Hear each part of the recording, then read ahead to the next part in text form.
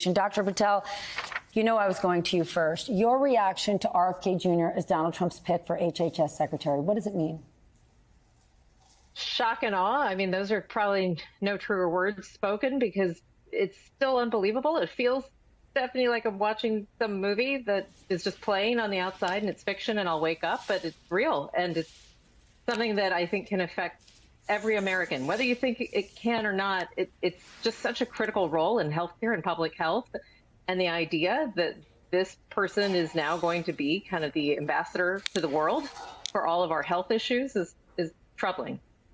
Charlotte, this is a huge department. Like, I want people to understand he is going to be in charge of a nearly $2 trillion budget. He doesn't actually have a background in medicine. He's an environmental attorney. How is this going to work out? So I think the thing that I'm going to be watching for is less how he actually manages this department and more what his sort of history of espousing these conspiracy theories means for public trust in our nation's health establishment. And we already have a trust issue. Right. And I think that trust issue started during COVID, and there's, you know, sort of a lot of polarization of basic health facts. And I think that's just going to continue. And I think that's going to have serious public health implications for everybody in this country. Dr. Patel, can you just explain for us everything that HHS does? Like, what are all the things that fall under its umbrella? Yeah, 11 agencies of incredible significance, everything from the Centers for Disease Control, so chronic disease surveillance and monitoring, and all the public health emergency activities that the CDC does. Along with that, the Food and Drug Administration, that's the direct target, I think, for RFK's comments and what the president-elect reiterated today.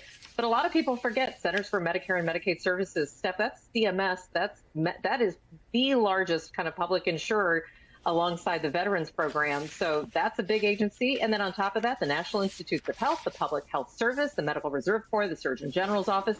The list goes on. The HHS secretary has incredible authority to declare public health emergencies. They can lift restrictions on drugs. They can put in restrictions on drugs. They can override decisions from advisory committees. So this is really a key role. And the only thing I can hope for, Steph, the only thing I can hope for is that Senate confirmation will be tricky and that it'll be very hard to put him in this role. Well, the person who might know a bit about that is McKay. Take us inside the Hill. What are you hearing from Republicans about this pick? Yeah, you know, I was actually just texting before we went on air here with a senior Republican who has spent a lot of time on the Hill. And I asked him, so far, just kind of as a gut check, are these picks that Trump's made better, worse, or about the same as what you expected? And he said, you know, there's this weird dynamic right now among Republicans on the Hill, which is that even the kind of old guard Republicans, the ones who are more Trump-averse, Trump skeptical, have been so exhausted and are so kind of afraid of voicing any discontent or dissent that there's really just no appetite for opposition to Trump. He said, you know, he said, I'll be honest, the picks are worse than I thought they would be, but I'm kind of suffering in solitude here. At least that's how this one source feels. And I do get the sense that while there is, you know, certainly an amount of alarm about these picks, RFK, Matt Gaetz, Tulsi Gabbard, I'm just not sure how much appetite there is for real opposition after Trump just won pretty decisively this last election. All right, well, Peter, you get to pat yourself on the back because it was less than a week ago you were sitting right next to me and you predicted two of the first picks would be RFK Jr. and Tulsi Gabbard. What are your thoughts on that now?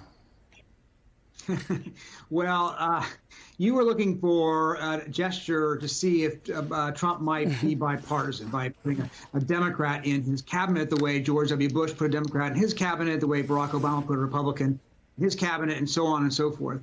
But these are not obviously Democrats that the rest of the Democratic Party actually embraces. They're not really mainstream Democrats by any stretch. RFK Jr., obviously, as you've outlined pretty extensively, is a pretty marginal figure in his party with non-mainstream views of medical science. Tulsi Gabbard has espoused arguments that the Russians made when it comes to Ukraine. In fact, the Russians are so enamored of her that she was famously called on Russian state television our girlfriend, somebody who has, met with the Syrian dictator, somebody who has been outside of the mainstream of American foreign policy, but maybe in the mainstream of Donald Trump's cabinet. So I think that, what you're seeing is, in some ways, a new president coming in who's testing the boundaries. He's trying to see, okay, how far can I go?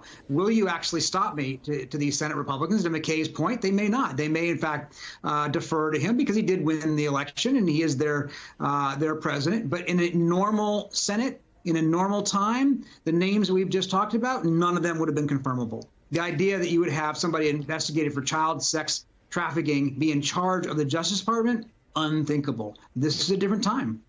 McKay, the conversation Peter is talking about, the two and I were talking just on Friday night. Could this be Donald Trump's moment? Because it wasn't just a MAGA win. The majority of Americans said we've moved to the right. Could this be a moment where he moves to the center? But the Bulwark is reporting that Trump actually wants this fight. He really wants Gaetz in a position to, investigate the investigators and magnify the DOJ. Even if he doesn't get it, can we officially put to bed this idea that Donald Trump, that this talk that Donald Trump is moving to the center? Because I can tell you, every person that I talked to in the Mar-a-Lago set in the last week keeps saying to me, oh, just wait, Stephanie, he's going to be governing for all.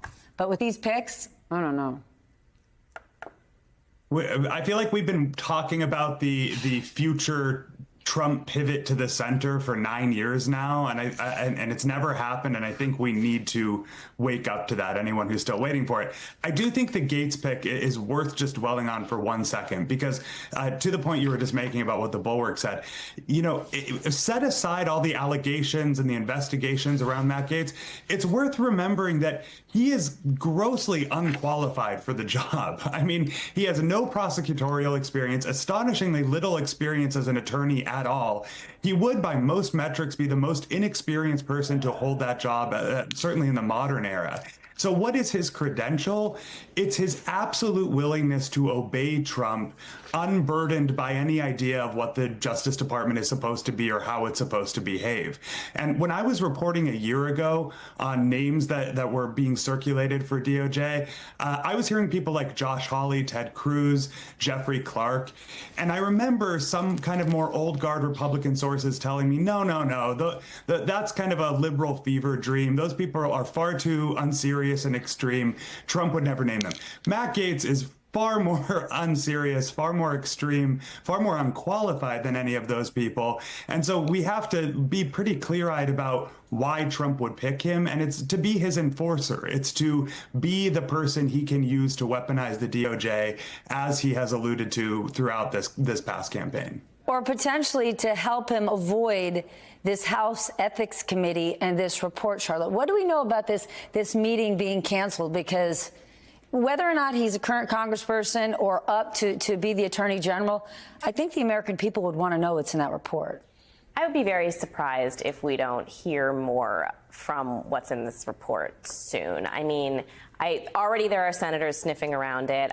Already, I would assume it's probably being leaked if it hasn't been already. And I would be really surprised if that stays